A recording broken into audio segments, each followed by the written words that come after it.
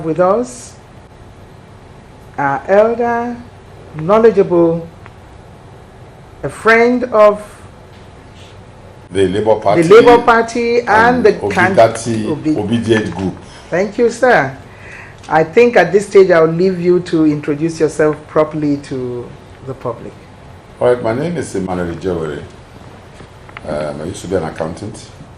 I ended up as the president of the Institute of Chartered Accountants of Nigeria, and I also became the president of the Institute of Directors. I was also the national president of Nigerian Red Cross and the African Red Cross. Oh, wow. So, but from about 2020, yes, I went into, it was 2010, I went seriously into agriculture, and I was at a stage the pioneer chairman of Nigeria, of the Agriculture and Security Commission of Nigeria Economic Summit Group. Oh, wow. So agriculture has become, Yeah. yes, the past many years has become my new profession. So, well, that's who I am. Interesting, sir. That's a wide range of experiences, yes, from accounting to agric, and now politics. And yes, then the obedient movement. Yes. We are happy to have you. Thank you. And we would like to talk about the manifesto of the Labour Party, the candidates of the Labour Party. We have some few questions we would like you to expatiate on with regards to what we have seen in the manifesto, and with the hope that this will be delivered. Okay. To kickstart with the mission statement, the manifesto states that they want to stop the deterioration and redirect our beloved country to prosperity and sustainable development, and to heal Nigeria. How may the healing begin? It's already started. First and foremost, the candidate and his running mate is the beginning of the healing. You need to listen to them. They don't talk at people. They are fantastic listeners, and they respect everybody.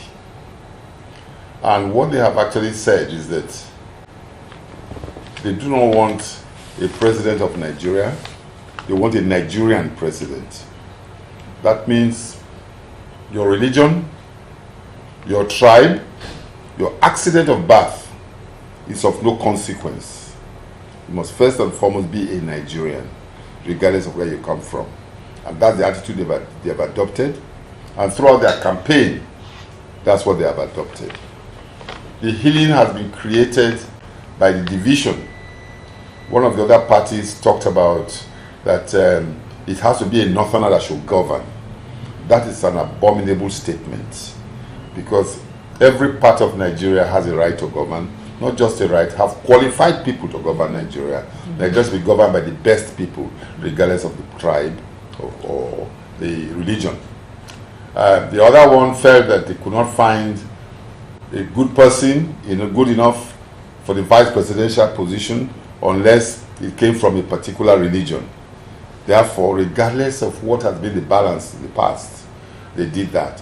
So, Peter Obi and Datti are a formidable force. Their attitude has been that of Nigerian, bringing the country together as one. Accident of birth is of no consequence to them. And with that now, and they came up with a 7-point agenda. And when you go through that agenda, you will see there's a universal thing.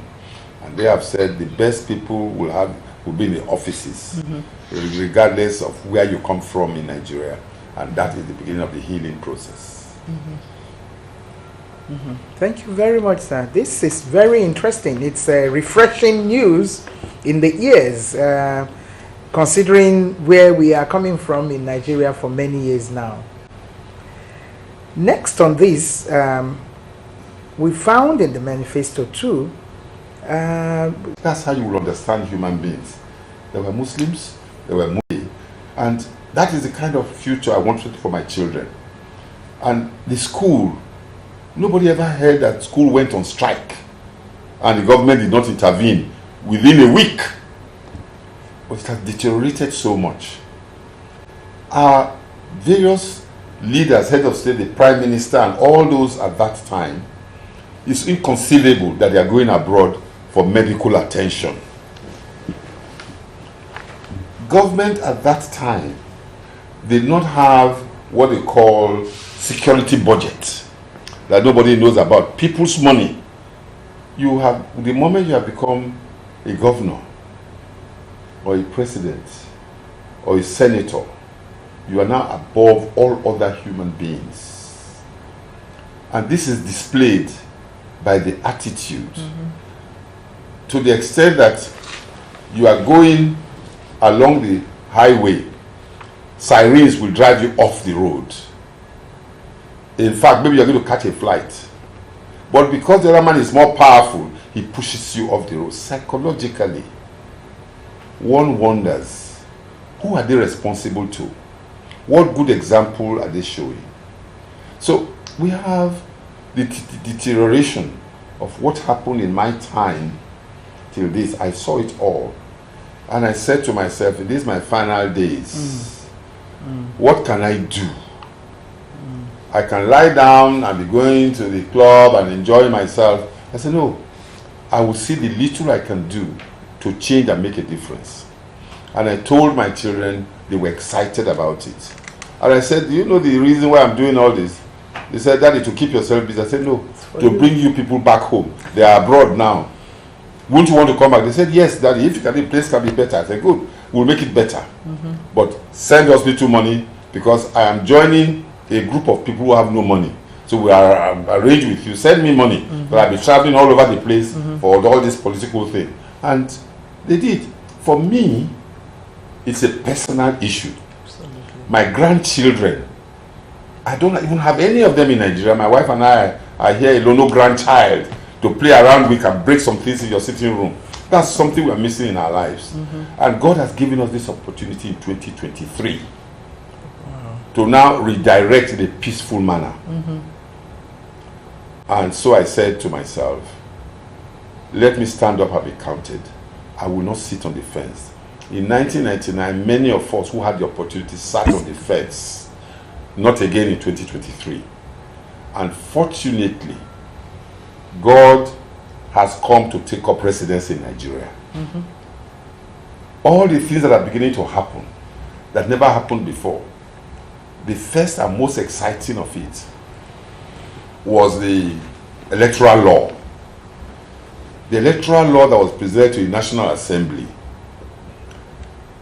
We thank God that the members of the National Assembly, the whole law was in front of them. They never had time to read anything there until it was signed. It was then one person read, the first part they read was the fact that they themselves have removed themselves as delegates for nomination of candidates. How did this happen? When they looked at it again, they now discovered that one critical part has been taken away from them, because elections in Nigeria were contingent on the ability to rig. When a politician says to you, I've been in politics for the past 30 years or 20 years, he's telling you that I'm an expert in rigging. That's what makes him a politician. That is an unfortunate issue, and thank God, God in his wisdom and his kindness to Nigeria and his special favor for Nigeria put that in the law through these beavers. That this thing is done electronically, taken away from the hands of men. So God has done his own work. So the next thing is to galvanize our people.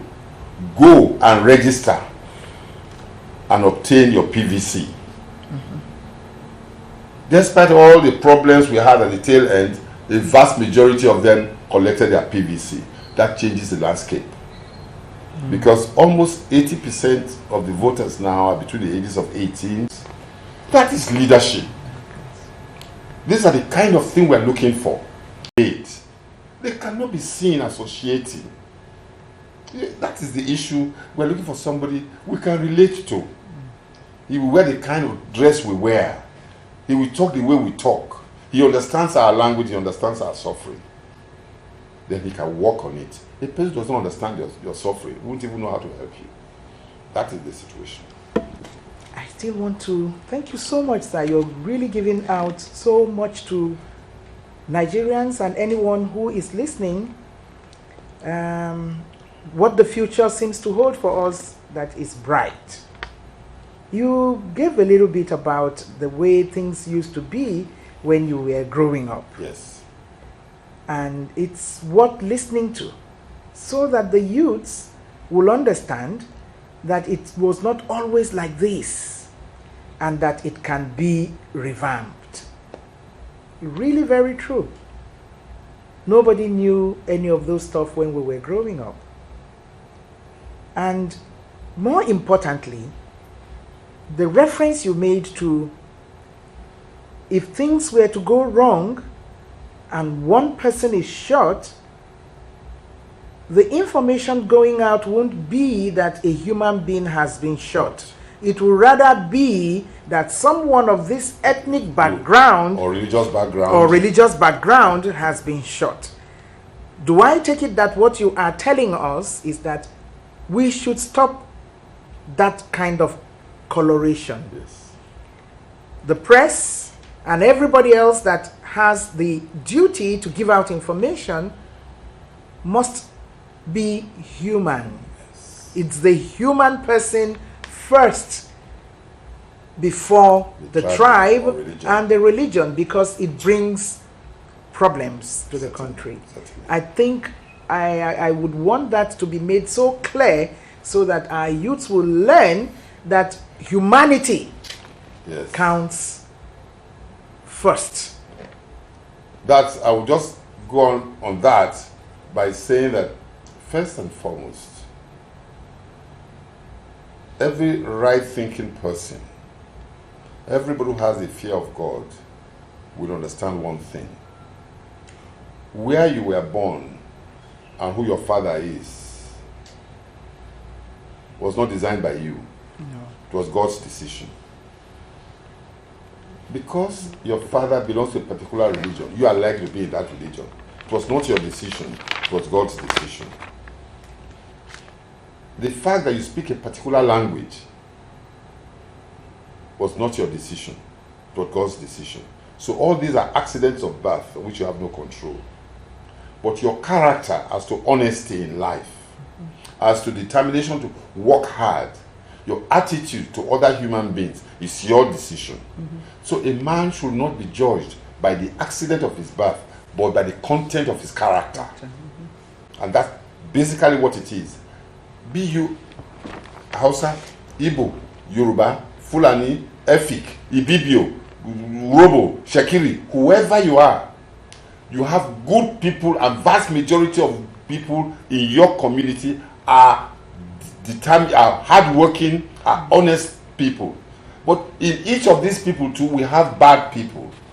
But do not go and, because one person from a particular did something wrong, you now spread that, say everybody that comes from that tribe is that. That is where Nigeria is going wrong.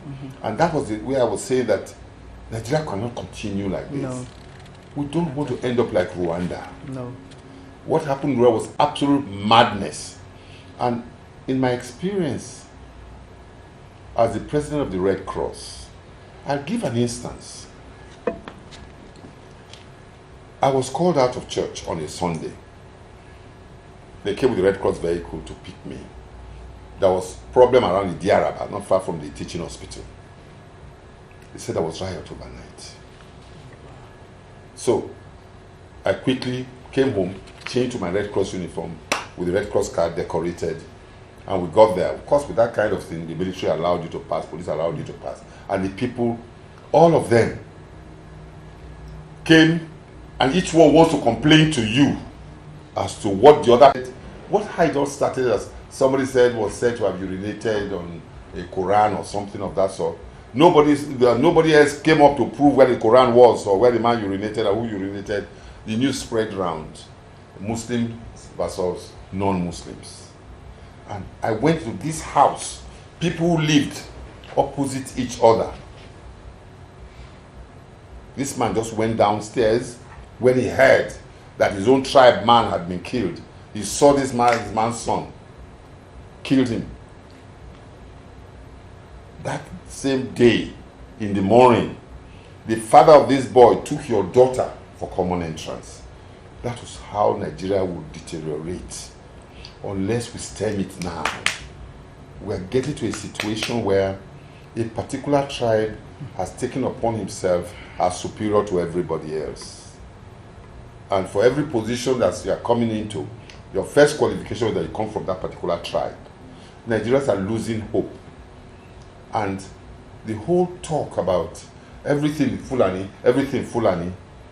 is hatred, anger in people. Stop it. Every killing that is done now, it was Fulani headsmen. And we discovered that from investigation. A lot of people who are not Fulani are capitalizing on it and turning to banditry and kidnapping. Of course, there are bad people amongst Fulanis. There are bad people, you're bad people. My own tribe, I'm an Asian person in Edo State. I have bad people amongst my people. But we should not all be classified as such. So when we talk about Nigeria looking for peace, peace must start from the heart and the individual by respecting the other person, the creation of God, first and foremost. And I'm glad the way you put it, that when the news is going out, it's a human being that has been killed, not his tribe that was killed.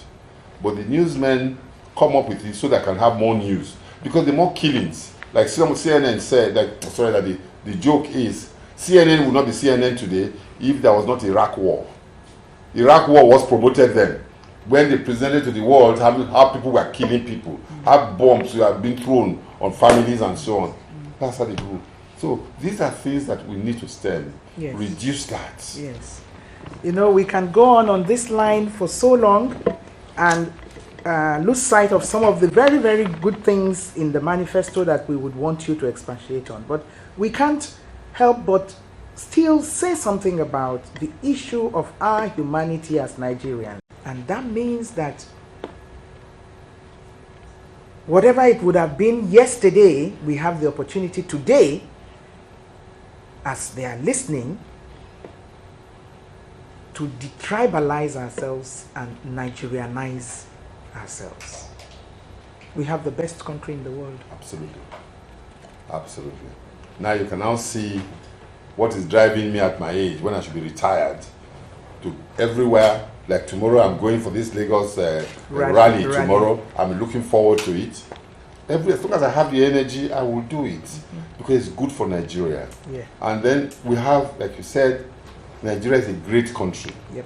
And one of the things that also in the manifesto, and he had kept on repeating, is that we want to move Nigeria from a consumption country that's into that's part of what I want to into a production country. We want to hear a little bit more about that, and closely following that, just in case, we want to also know about the diplomatic direction. Yes, it's all part of this. So now that you've touched on it, that phrase, from consumption to production, can you break it down? Right.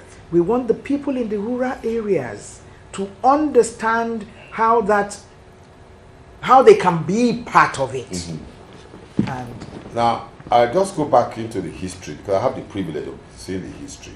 When you have the Wolowo, Azikiwe, Sardauna, Tafawa Balewa, and so on, there was a healthy competition between the East, the West, and the North. And they were producing and exporting. Nobody thought of ever importing any food. Kai! You import what? When there was so much food around. Now, over the period, then the military intervention came. And it was the military head of state that said, Nigeria, take food from abroad. Young people started leaving the villages and moving to the cities. The people were getting old, and less food was being produced. No efficiency. There are fathers who spend their lives working hard on their farms to to send these children to school, they can be better. When these children now saw that it was going to be better, that betterness was not translated to their villages, in improving on their villages. So the villages were devoid of any development at all. They go home at Christmas with their cars to go and show off. Now, and food, since the younger people, the people in the cities have so much money, they were importing like no man's business. And the farmers at home had to bring down the price of their food, of their production, just to make sure they survived. So profit was never an issue for them. It was what the question, produce so much. Now, that now became something for the elites. We created elites in Nigeria. When I was growing up, we ate rice at that time once a week and on Sunday. On Sundays. And then on Christmas Day, chicken was added to it. And we were all happy. We ate pounded yam, we ate abamala. These are all our own food. But today, it's Indomie, it's spaghetti, that kind of thing. But anyway, nothing is terribly wrong with importation to spice your own local food. But we moved away altogether from that and bringing in exotic food, especially the ones that we can produce ourselves. Let's take the test case of rice. Like I said just now, we ate rice only once a week and so on. So rice was not a stable diet. Pounded yam was a stable diet, amala was a stable diet, tuwo was a stable diet. So we have moved to rice now. But even the rice, in every part of Nigeria, you can plant rice. But because, why do I waste my time planting rice when I can import it? So Nigeria became a huge place for rice. The Southeast Asian countries now saw Nigeria as a dumping ground, and Nigeria was a great place for it. And the population was huge. And there was so much money. Until we had people like Dr. Akinwumi Adesina, who became Minister of Agriculture. I want to dovetail that statement of yours into what is also in the manifesto about enhancing human capital of the Nigerian youths through various access points such as quality education, health, nutrition, etc.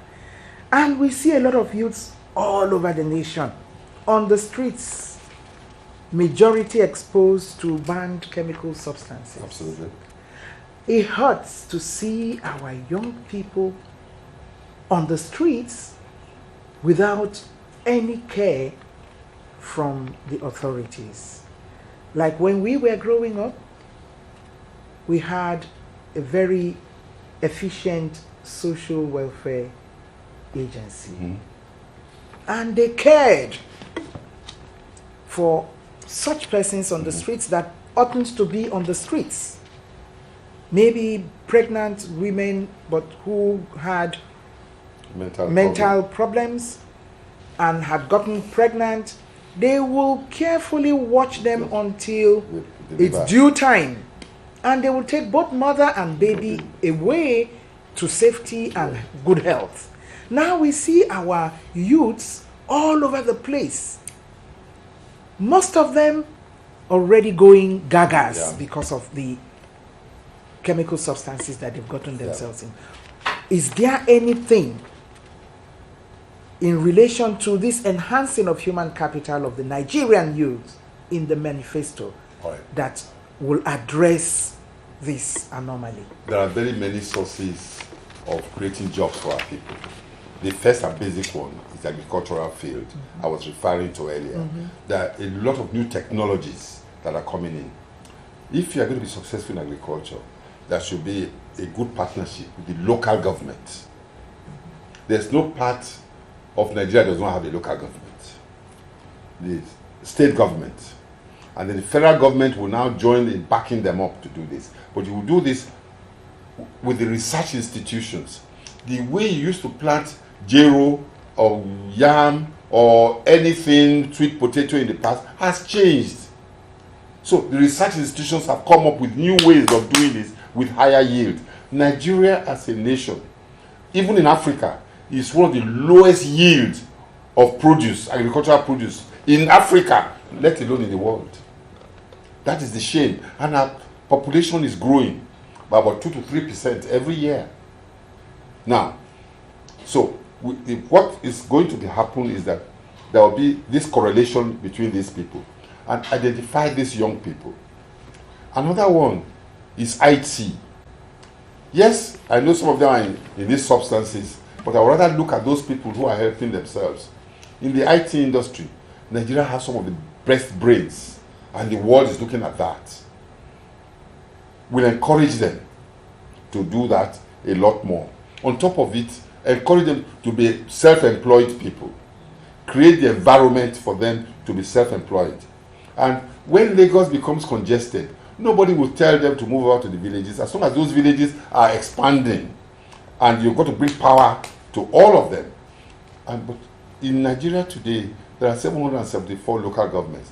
How many of them are operating? Local government were set up to develop, for development of the rural areas. Many of them, the money, they collect money, all the state governors, they go to Abuja to collect money at the end of the month. Mm-hmm. They don't think about how do we do our own internally generated revenue. They have so much land where the people can be employed, where the people can be producing, where they can be exporting, where they can be selling. And the people, if they have income, they can pay taxes. The more taxes the people pay, the prouder they are. But as of today, local governments are dead.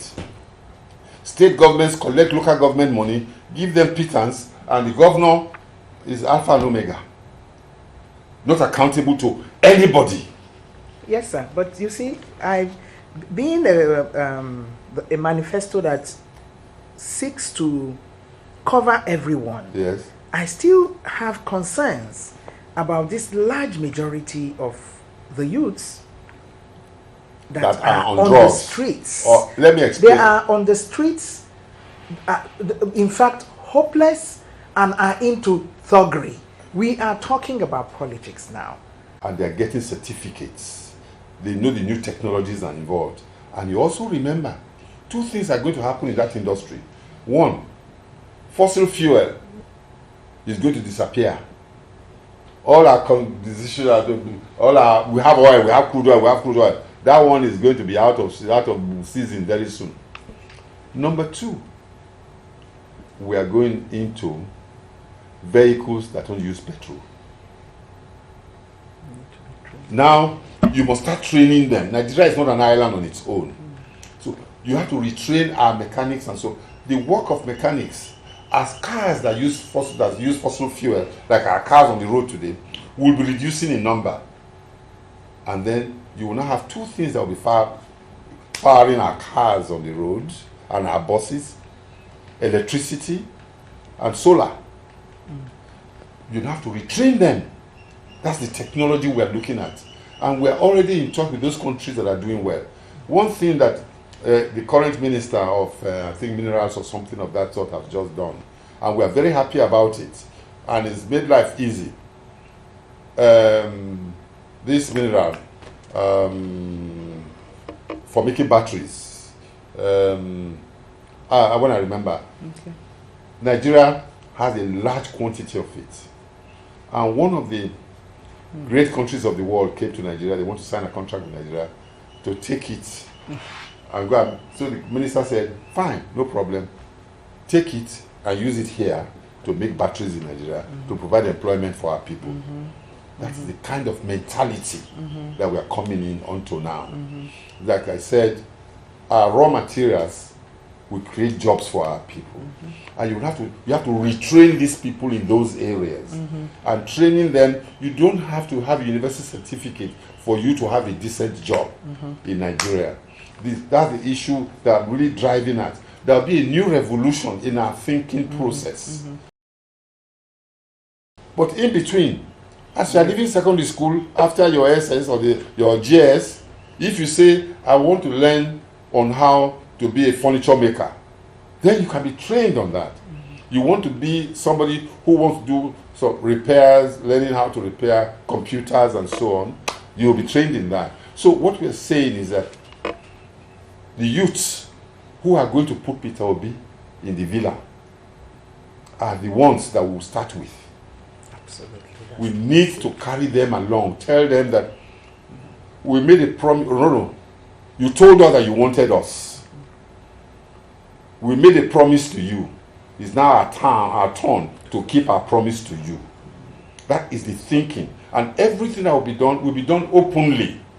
There will be no question of the villa, somebody is hiding himself in the villa. All you hear is that he's somewhere in this part of the world, he has flown to this place. The president is going to the airport to go and catch his flight, to go to Calabar from Abuja. 16 ministers follow him. Each minister has his own siren. Each minister has his own officers. So at the end, you have almost 120 cars at the airport. All those cars used petrol. All those cars have officials that should be working. These are the mentalities that must change. There's so much to change. And these young people see this.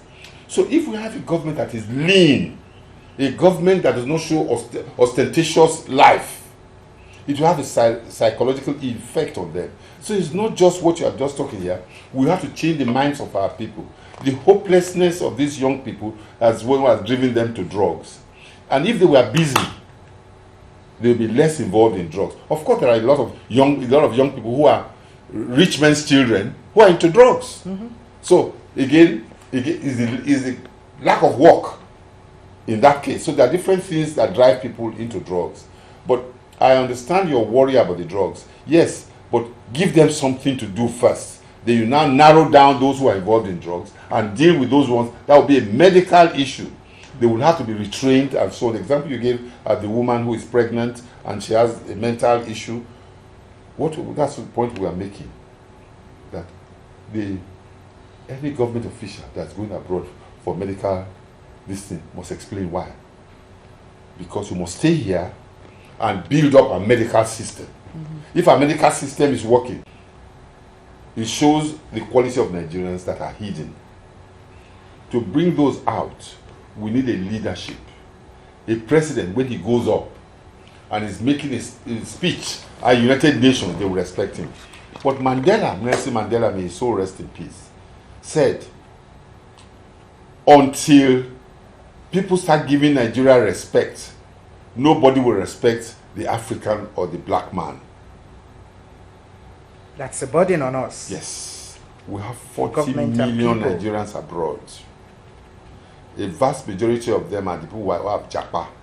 Those who have japa have seen the hopelessness in Nigeria. By all means, by whatever lies need to be told, whatever forgery they need to be done. So Nigeria is used. Those people are used to judge everybody in Nigeria. If we discourage them from going by giving them what they need here, we have less of these people going. You will even have those people who have japa, who are cleaning toilets out there, coming back home. The little knowledge they have gotten there, they can come and use it here. I'm just saying, create the right environment. ObiDatti's thinking is that let us create the right environment throughout Nigeria, from the Atlantic Ocean to Maradi in the north. Tell every Nigerian to be proud to be a Nigerian, and we will lead you into the promised land, working with stage. And then the other one too, and it's all happening at the time, you have the Africa Free Trade Zone coming up now.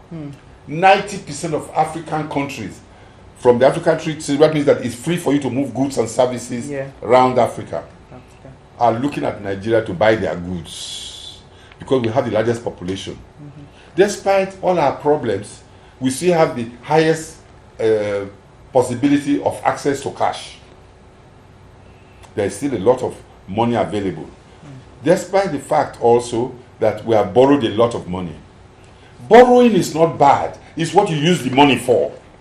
You see, in general thinking, he who loans you money is the loser. You who borrowed the money is the winner. Except that you go and use that money stupidly. Nigeria is using the money stupidly to pay salaries for luxury goods. One of the leaders of the world with the highest number of followers is the Pope. Right, over 1.6 or 1.7 billion Catholics. He does not have a small aircraft does not have any plane. Anywhere he's going, he hires a plane, he goes, he comes back home and continues. But in Nigeria, we have a fleet of planes. The daily cost of keeping those planes there, we borrow money to do that. We need to understand that. That is what the ObiDatti understands. Use money for the good of the people. It will replicate itself. Because if that's, when you say it's good to borrow, let's explain. Many years ago, the first loan Nigeria got was gotten by Tafawa Balewa, may God bless his soul. And I think, I can't remember whether it was about $1.something billion at that time. And they built Kainji Dam with that money. If you were to replicate that Kainji Dam today, it will cost you almost 200 billion. Wow. So if you use the money today to do something positive for your people, it is good. It is not the borrowing that is wrong. It's what you use it for. America is the biggest borrower in the world. They are said to be the richest because they are smart. Peter Obi is a smart businessman. ObiDatti is a smart businessman. And he has taken education to new heights. He has one of the best universities in the world. These are the kind of leaders we want. Bring that knowledge you have, that self-confidence, what you have done for yourself, do it for Nigeria. That's basically the situation. Therefore, we are moving into a new thinking, a new paradigm. That's basically where we are. Thank you so much, sir. In just maybe 1 minute, okay. What's your final word My to final, the youth yes, and to Nigerians as a whole about our Nigerianness as prime, away from tribe and religion, looking at the very bright future that we can see? I would say to Nigerians, sit down as in an individual and reflect on yourself. And say, to a large extent, whatever has happened to us, we created for ourselves as people. That a large number of Nigerians are almost slaves in their own country. Unfortunately, some few people have now fallen in love with their chains as slaves. You have the time now, 25th of February, break away from that chain and say, we can change Nigeria. It's possible to change it. Say to yourself, pray to your God to guide you and do what is good for Nigeria for the sake of our children and our grandchildren and the future generation.